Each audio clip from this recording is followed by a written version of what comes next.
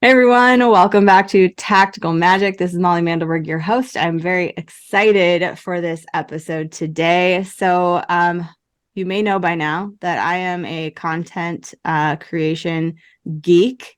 I like making it in all forms and formats, from book writing to podcast making to course creation to art to just the creative life that we can live and design. So I have another content creation geek on the line with me today.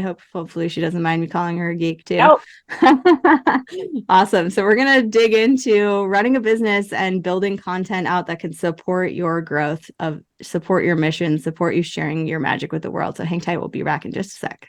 It's not just about mastering technology. It's not just about brand or messaging.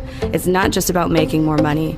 It's about showing up in a big way so your people can find you. This is about bringing your most wild and authentic self into the hustle and grind. Welcome to Tactical Magic, a business strategies podcast for the warrior goddess entrepreneur. Awesome. So Kristen Poborsky helps coaches and healers who are struggling to be seen and heard online create client attracting content, including creating courses that sell and automate so that they can stop working 14-hour days and attract a steady stream of clients and leads every single day. Welcome to the show, Kristen. thank you. Thank you. It sounds like you and I have a similar mission, don't we? Yeah, we're very much so. We like to automate and we like to strategize in the content creation Exactly. process. So tell me a little bit about how you found your way into doing what you do now. Oh my gosh. Well, I have a long background in the corporate world, which we won't go into that. Because I got sick and tired, like a lot of you, being told what to do and by people that didn't know. And so I broke out on my own. I've been teaching people since, oh my gosh, on computers, doing system stuff since way back when. I won't even go back that far, but pretty much most of my life. So everything I've done applies and has gotten me to where I am today.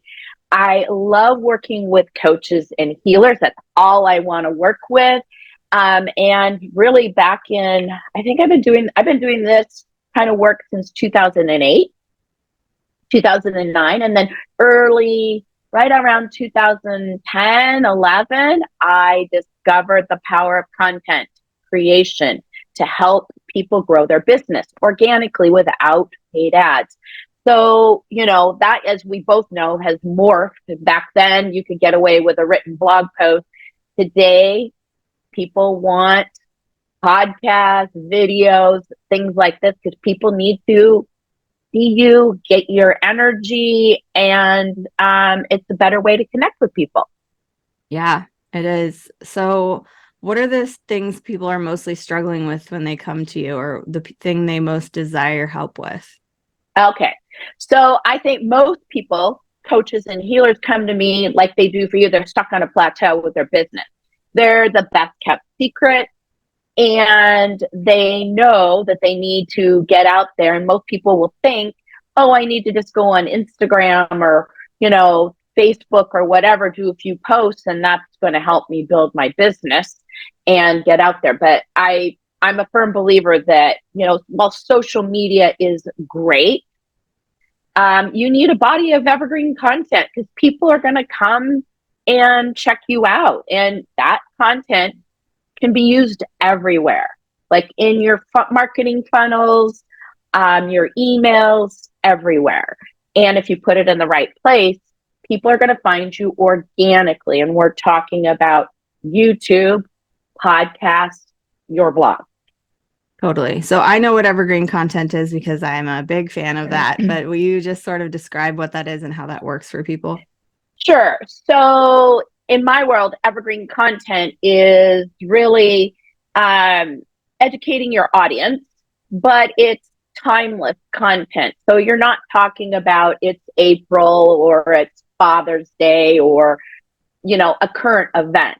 It's real basic content that aligns with what you offer in your business and brings them closer to wanting to work with you. Yeah. So Would you agree with that? Yeah, exactly. Yeah. And one example that I am a big advocate for is having a nurture series of emails in your email marketing. And I have emails going out today, well, Monday, because my emails don't go out the day that Yeah. we're recording this, but that I wrote 4 or 5 years ago and that are Yeah. still relevant. They're still useful. They're still inspiring and engaging. And they still go out on a regular basis because they're evergreen. So Yep. that beautiful thing that I wrote, rather than having a newsletter and saying, hey, it's June or it's a full moon in Sagittarius or whatever, that instead of mentioning that and that anchors your content in time, you create something that is not time specific, that could be used and reused and reread or received years in the future. And that means it's not just timeless, but it's ever relevant. It's created to be something that will always be repurposable, redigestible, and able to be received and relevant for the people who come to see it, whether they're viewing it in an inbox, whether they're viewing it on a channel that you've created, however they're going to receive it. So it's an amazing thing to think about is, how can I repurpose this thing that I'm using? And do I need to adjust it slightly so that it's not going to be irrelevant in a few months or a few days? Exactly. So I have a really good case in point. One of my clients, he's a marriage therapist, and he has a video that we did way back in 2014, over 500,000 views, closer to 600,000. And every month, even now, and that video is nothing fancy. He's just a regular dude like the rest of us here, talking about 7 signs that you came from a dysfunctional family. And that video every single month is in his top video content over on YouTube. And people are finding it, and then they're consuming his other content and then wanting to work with him. So in a perfect world, it's a gateway. It's a gateway for coming to work with you, to learn about you, for people to get, is their energy, is their style, is there what they're saying? Does this, is this relevant to me? Is this the right fit? Yeah, totally. Yeah. If anybody's been listening to the podcast regularly, a couple of weeks ago, we had an episode with Tad Hargrave where we're talking about point of view marketing and how all that stuff that you're putting out into the world is just allowing people to get to know you. It's allowing them to sign on for the way that you view the world and see if that aligns with them, then they're going to want to come and hang out with you. They're going to want to get to know you more. I actually had a consult with a potential client who I think is going to be a client a couple days ago. She's been on my email list for 5 years and never got on a call with me. She's just been watching from the sidelines, like following me on Instagram, like receiving free stuff from me on a regular basis. And then she's finally ready to get on the phone and start working together. And that is a long game, but that is a long game that only can happen if you're willing to set up content like this. So one of the things that we talked about before we hit record was how you're using AI for content generation. So to start out, we acknowledge that there's a lot of hype and resistance to artificial intelligence out there. And both Kristen and I are big proponents for creativity, for organic reach, for being yourself and sharing, your truth. And I think we're both content creators to our core that way. So we want to start by just saying you can do this in a way that is authentic, that is in integrity, and that is still bringing your unique special sauce to the plate. So tell us a little bit about how you're using that and what we should know or be aware of. Okay. Well, first of all, so I use Chat GPT, which is free. So the thing is that what I don't want people to think is like you can go and grab somebody's template and just plug your stuff into it. It's how you approach using it and how you prime it to give you the answers that you want. So that's where your own creativity comes in as a starting point. So say you have a content calendar, and a good example is I would be like putting together an outline for a video, right? So I go to Chat GPT. I think of it as my assistant, saying, I'm writing this article. or I'm doing this video. Could you give me an outline of what I should talk about? And sometimes, and I love this, is that it will give me ideas I hadn't even thought about. So I really use it initially as that research assistant. And from there, I go and write my script for my video. And then I go and do my video. And then after it's all done, I take the transcript. There's a cool little tool, and I'll give you that link. It's a Chrome tool where you can take your transcript from your video on YouTube, download it, it automatically goes right into your Chat GPT and does an outline for you, or a description of what you wrote. So then you can take what you've written, or what you've said, it's not other people's stuff that you're taking, and then using that to speed up writing a description, a blog post. You could use it to write an email. I've done all of that, social media, all of that. But what you've got to know is that you really are the editor. So even when it spits out this stuff for you, it's not like I'm just going to take it and do it. You need to take it and edit it into your own words, even if it is your own words. But it's what you put in and how you guide it as the creative mind that gets the whole thing rolling to begin with, and every part of the way. I love that. So just a small recap. Say you shoot a video, you can grab the transcript of that video, feed it back to ChatGPT, and have it repurpose your own words into the best description, the best title for that video, maybe the blog post version of that transcript, the email that could go out about it, the hot snippets that could turn into social media posts, like all these different platforms you could then hit with the same content. And you're using this artificial intelligence tool to help you repurpose, to just make it easier to check 10 boxes instead of one with that one piece of content. Exactly. Yeah. Exactly. I mean, you could even have your assistant, if you had a virtual assistant, go and do it and put it somewhere, and then you could go back in and edit and say, okay, now I'm ready for you to go and create, use this to create this post or that, right? But you as the creator need to be in charge and guide it, and prepping it and prompting, Chat GPT with your content.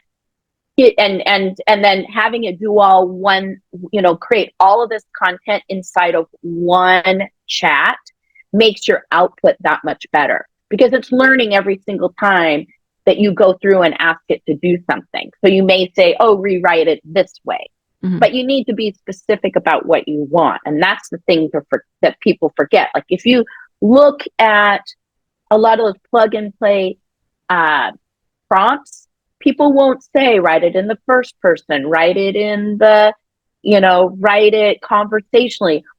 You could even go and say, write it in the style of, say your favorite person that you like and you admire. It will go. You could have it write it in the voice of Shakespeare if you wanted to. Yes, exactly. But it won't do that unless you tell it to or ask it to. Yeah. Yeah. So, I mean, I really encourage people to go and use it, because I think if you use it the right way, right? Not just like, I'm going to plug somebody else's stuff in there and I'm going to just take whatever it says to do. You got to be mindful, right? Yeah.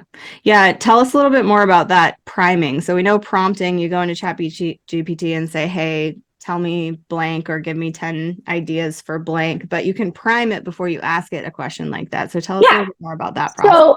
So like I'll say I help. So I've been creating I did an opt-in the other day. So I know I'm going to get it because that is content, right? And I say I help, healers and coaches create an opt-in funnels. What are the steps that they need to go through to create an opt-in funnel? I just wanted to see what it would say, because I really wanted to do a quick checklist. So I got all this content. So I started there, right? With that, rewrote it in my own words, and then used that content, and I copied and pasted it all in, and then said, okay, now from all of this, I want to create a training program.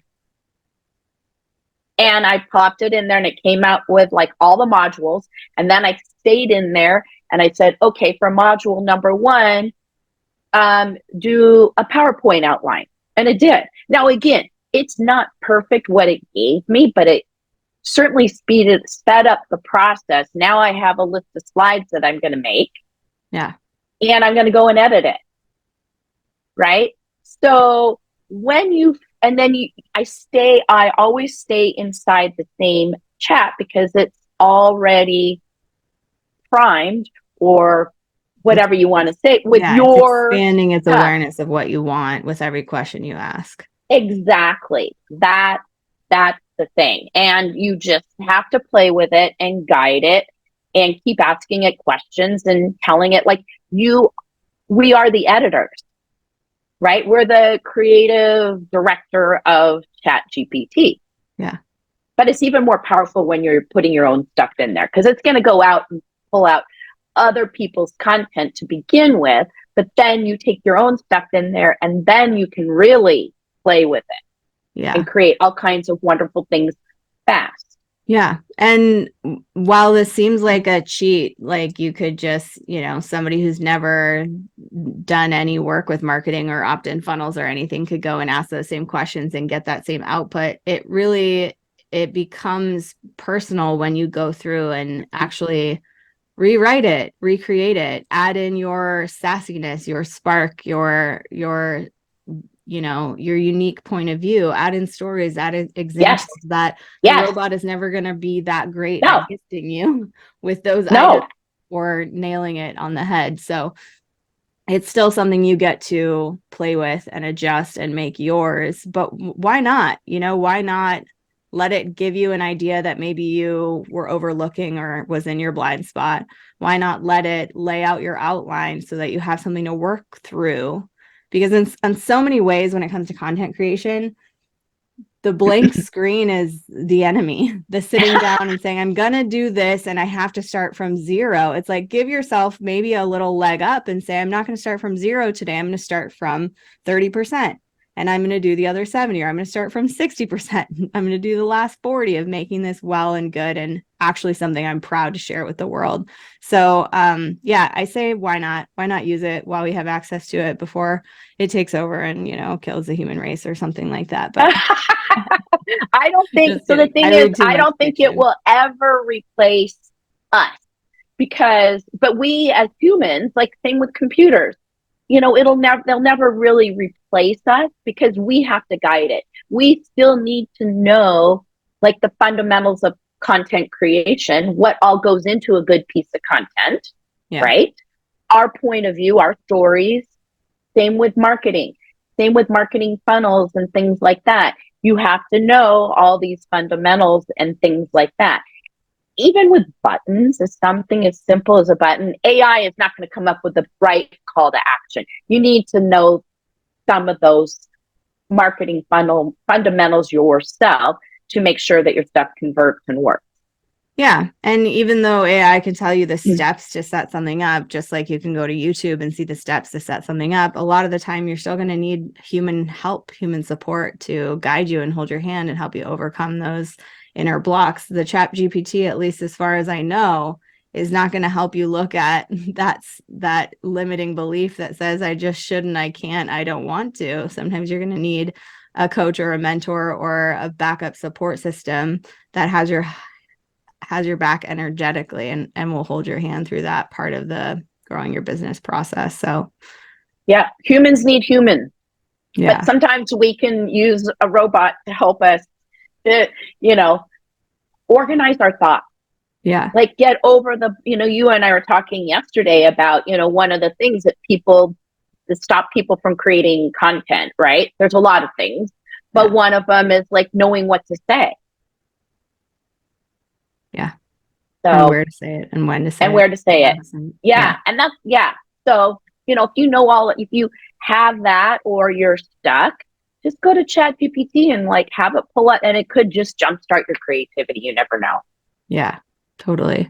So let's talk about course creation, because I know that's something that you feel passionate about. What are some things you think are important to keep in mind before somebody creates or launches a course or a program? Oh, do a beta test.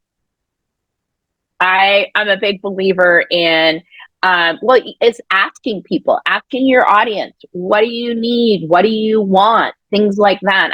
I'm doing a beta test right now for marketing funnel that, and I've got all kinds of people saying, yeah, I want in on this, right? And it's a great way to, you can do paid beta tests, you can do free beta tests, but it's a great way to get, and people may call it something different, but it's a great way to get feedback and to know if your idea, you're going to get paid for your idea. Like if people are interested, your list is interested, so you don't waste your time, right? So, and again, I think also one of the biggest lessons I learned in my prior life and that I've carried forward is to listen to your audience for what they want, and don't try and think you know all of the answers and that you're going to give them what you want. So a beta test, asking your list, do you want this? I do this every time I create an opt-in, is do you want this? And if I get enough people saying yes, then I know I'm on to something. And then, from that, there could be a course or whatever, but more content. It's all a big asking and seeing and testing and then doing. Yeah. But never do before you know what they want. Yeah. Never build out the entire freaking course and program before you know that people are ready to buy it. I did that a million No. times at the beginning of my business, which is actually what made me get good at creating courses and launching things. But it is painful and heartbreaking to create something and then it never sells. So you want to check in. You want to check in with your audience. You want to ask questions, let them know you're thinking about making this thing, and see if there's actual interest in receiving it. And it could be the same course that you create. You just need to talk about it differently so people know that it's for them. It could be that it's the same exact materials in the program. I've done that myself. So I have my first course I ever created. It was a blogging course, which, and I sold it like for, I don't know, $297. All I did was change the name of the course, and I raised the price to $997, and it sold way better than it ever did at the cheaper price with the wrong name. See, proof. They have the same content. So somebody listening to this, they may have like a great course, and it might be the wrong name. They might be, I was talking about with blogging. Well, bloggers are not necessarily our target market, right? Because that's not who we work with, and they weren't buying it. So it wasn't reaching the right people with the right things that they really needed. Yeah. So you never know. It's just a simple tweak. But charging more, that's always a powerful, like if that works, that's great. Yeah. Definitely an important distinction there too, is giving people what they consciously are aware they desire versus what they need. Because as, intuitive, empathic beings, leaders, healers, we often know what the steps are that someone needs to take to get where they want to go, but we can't name things based on that. We have to name things and to talk about things based on the desires that those people have. They want the transformation. They don't want the process. Yes. Yeah. And then you give them what they need inside of your then course. You take them through the process once they've signed on for the journey of the destination. Yeah. Exactly. Yeah. Exactly. Awesome. Well, I'm sure there are people listening that want to know how they can hear more from you. So what are some great ways for people to follow you, plug your podcast? What's something that I dig into right I now? do. Okay, great. Well, you can find me at KristenPoborsky.com. That's my website. I also have a YouTube channel at Kristen Poborsky, and I have a podcast, The Profitable Content Creator with Kristen Poborsky. And I have, and if for those of you that are interested in AI, I have the Content Creators Guide to AI, where I talk about some of the do's and don'ts about getting started using AI to create content. So if you're interested in all of that, I'm sure that, you'll provide the link for them. But I think that's really applicable to what we've talked about today. Awesome. We will put the link to your website and all of that in the show notes for this episode. And I just know there's people out there. I think there's, going to be people on both sides of the fence of like, I don't want to freaking learn AI. I don't want to do this myself. And there's probably people out there that are like, I've been wanting to make this course or this program for so long, but it's not a priority. There's just too much on my plate right now. So what would you say to some of that resistant energy? Oh boy, find a community, find a guide, find the person, the container that's going to get you in action, right? So that's my suggestion, is that you just have to find the right person that you feel comfortable with, that knows it's going to get you to where you want to go.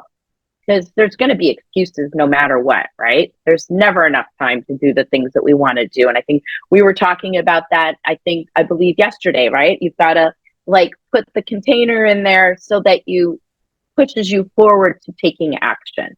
Yeah. Yeah. Build in some accountability in your life for sure. Yeah. That's where a community and a guide is, perfect for people who are struggling to get started or to stay consistent. Awesome. Yeah. Really powerful. So you shared a lot of wisdom. Are there any last words of wisdom you want to share before we pop off? Gosh, I just want, I know you and I are so passionate about content creation, but I think just for people to remember the content that you create, if you do it purposefully, it can be used in so many different ways. A single piece of content. Yeah. So that's my wisdom. Do you want to share that repurposing geekiness you do with your podcast? Okay, so I was explaining this the other day. So, even just a single episode, I have this, I call it the 12X content method. And it's basically, I batch create all my content all at one time. I haven't created content probably since January or February, because I create one piece of content every single month. And at the end of the content, I answer 3 questions. So I end up with 4 pieces of content that I repurpose everywhere. So I take the one long piece, put it on my blog, put it on my podcast, put it on my YouTube, and then I cut out each one of those 3 questions, and they become a separate episode, a separate blog post, a separate video. And that's my repurposing geekiness. It's like being real smart, real purposeful with what I'm talking about and answering those questions, because sometimes people just want to get to the question. They want to listen to the whole thing. Yeah. So I find that some of those shorter episodes do better than the long episodes. Yeah. Yeah.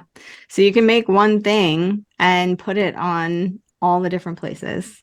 This seems to be a theme that keeps coming up in different conversations I'm having, which I do too. I do the same thing, not in exactly the same way, but take something that you make and replace it, cut it up, put it in different places. If I write a good Instagram post, I turn it into a nurture email and add it to the sequence. Like all the different places that something great you make can go, put it there. It's your content. Somebody going to go see your YouTube and then realize you did the same thing on your podcast. They should high five you for that, not judge you for that. And it's more than likely that some people are watching you on YouTube and it's different people who are listening to the podcast. So exactly. And the thing I also want to remind people is to pay attention to the numbers, and whatever is your top content, you can keep talking about that same subject from a multitude of different points of view. Yeah. And you could even use Chat GPT to come up with more ideas for that if you fed it that single post. Yeah. Like how, so, I believe that that's key is if you find something that's working, it could be your next program, next service, if you aren't already offering it. Yeah. So pay attention to the analytics, pay attention to what people are really enjoying consuming from you. Yeah. Yeah. Awesome. Cool. Thank you so much, Kristen, for being on the show today. Thank you for having me. Yeah, and everybody make sure to go follow Kristen Poborsky on all the channels. Definitely check out her podcast. There'll be an episode on there with me too. And yeah, we'll give you the link to her website and everything in the show notes. And whatever happens, keep asking big questions and taking bold action because you are here for a reason. Bye.